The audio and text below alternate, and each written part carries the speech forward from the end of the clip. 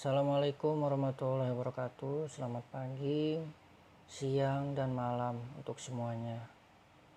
Pada kali ini saya mohon izin untuk menceritakan sebuah cerita.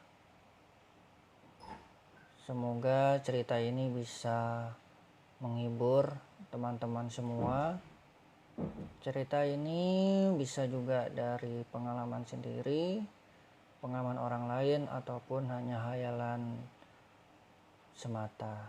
Jadi saya mohon maaf apabila ada kekurangan di dalam penyampaian atau ada yang sama, saya mohon maaf. Baiklah, kita mulai.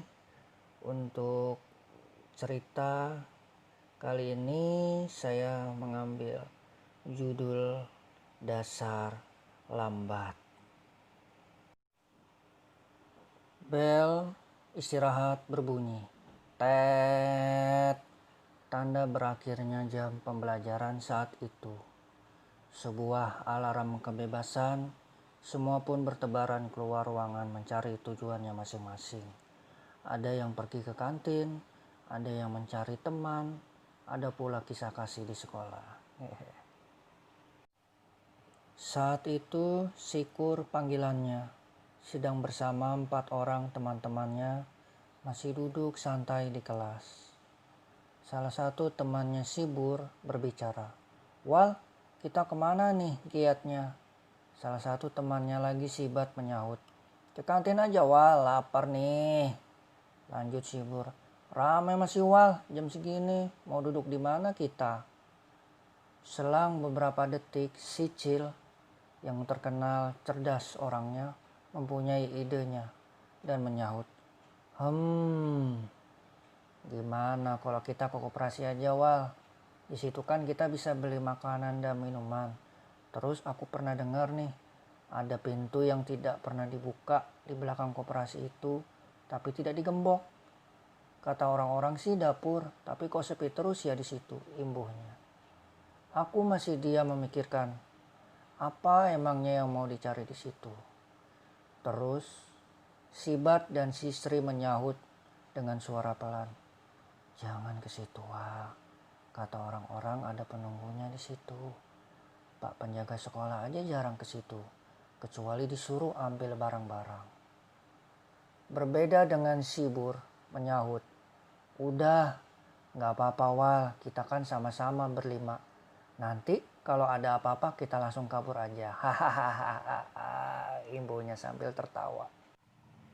Aku dan keempat temanku bergegas ke koperasi dengan gaya anak-anak zaman now yang saling pukul-pukulan manja, olok-olokan, dan akhirnya aku dan temanku sampai juga di koperasi dan masuk untuk membeli makanan serta minuman. Kondisinya saat itu tidak terlalu ramai, hanya kami dan beberapa 1 atau 2 orang serta mbak-mbak penjaga koperasi cantik aduhai yang sering jadi bahan godaan anak-anak di sini, tak terkecuali kami. Sisri memulai percakapan, "Mbak Macan, beli dong." Mbaknya membalas dengan senyum indah merekah yang siap melayani sepenuh hati. "Beli apa ganteng? Ambil aja ya, tapi jangan ambil hatiku." Imbuhnya sedikit bercanda. Kami tersenyum. "Cie, mantap jiwa." Kami pun membeli makanan dan minuman masing-masing. Saat itu aku membeli 2 biji gorengan dan minuman penunda lapar. Oke, jelly drink ya. Setelah kami membeli makanan dan minuman, kami pun duduk-duduk santai di samping koperasi yang sudah tersedia tempat duduk yang terbuat dari semen. Tiba-tiba si Cil berkata, "Wal, itu nah pintunya yang aku bicarakan tadi. Jadilah kita lihat isinya apa di dalam situ." Semua pun penasaran, yang awalnya takut jadi ingin tahu apa yang ada di balik pintu tersebut. Aku hanya mengangguk dan mengikuti apa yang akan dilakukan oleh teman-temanku. Di dalam hatiku, apakah mungkin ya kalau di dalam pintu tersebut ada sebuah kamar rahasia atau tempat penyimpanan barang-barang lama yang sudah tidak terpakai lagi. Sibur menyahut, "Ayo Wal, tunggu apa lagi, kita buka pintu tersebut." Terus si Cil dengan ide gilanya mengatakan, "Oke Wal, tapi gak seru kalau kita sama-sama." Gimana kalau kita home pimpah? Yang terakhir kalah maka dia yang membuka pintu tersebut dan melihat isinya apa.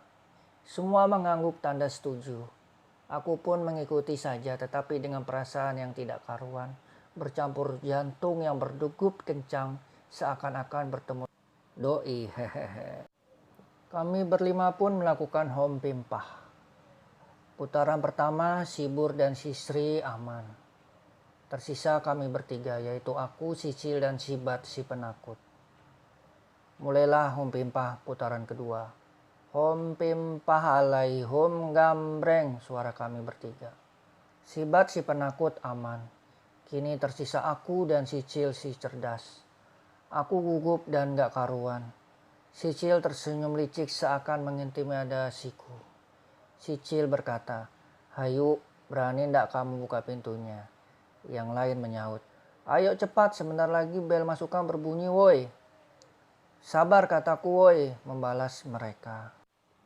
Aku pun dengan sok berani memulai suit dengan si Cil. Dan memang, apakah ini hari kesialanku atau si Cil yang berhasil mengintimidasiku dengan kecerdasannya. Akhirnya setelah melakukan home pimpah ini, aku yang terpilih untuk menjadi korban untuk membuka pintu yang gelap dan tahu apa isinya itu. Si Cil berkata, "Cepat sudah kamu Sikur, tunggu apa lagi? Hati-hati ya, hehe, kami tunggu dari sini." Yang lainnya pun dengan senyum bahagia dan penasaran menunjuk aku dan pintu tersebut. Dengan langkah kecil dan berusaha sok berani, serta didorong-dorong oleh teman-temanku, aku memejamkan mata berusaha untuk berani dan dalam hati aku berkata, "Jika ada di belakang pintu ini adalah binatang, maka aku akan dicabik-cabik paling pertama. Jika di balik pintu ini adalah pintu gaib, maka aku bisa saja terjebak di sana. Jika di balik pintu ini adalah suatu sosok yang tidak aku kenal, maka aku bersiap berlari." Hingga sampailah aku pas di depan pintu tersebut. Kondisinya sangat bau dan tidak terawat serta berlumut karena terbuat dari kayu. Hawa dingin semilir lewat dari sela-sela kayu tersebut. Aku pegang gagang pintu yang penuh lumut tersebut dan ku coba membuka sedikit dengan perlahan. Ku buka mataku sedikit mengintip sekilas apa yang di dalam pintu tersebut. Dan tiba-tiba berbunyi sesuatu. Berbunyi sesuatu. Tet. Bel masukan berbunyi dan aku pun berhenti. Teman-temanku pun bergegas kembali ke kelas, meninggalkanku sambil cemberut, dan si Cil berkata kepadaku, "Ah, dasar lambat kamu, gak pernah berubah dari dulu. Gak seru kan?" Aku membalas, "Hehehe, maafin dong, sudah biasa itu. Pelan-pelan asal kelakon, sebuah pribadi." Dari Jawa. Aku pun dan teman-temanku kembali ke kelas. Di perjalanan ke kelas aku berpikir dalam hati, syukurlah aku terselamatkan oleh bel kali ini. Tetapi di sisi lain aku juga masih penasaran apa yang ada di balik pintu tersebut, hingga orang-orang jarang dan tidak berani ke sana. Biarlah misteri tetaplah menjadi sebuah misteri. Terima kasih oleh Fikri Dharma.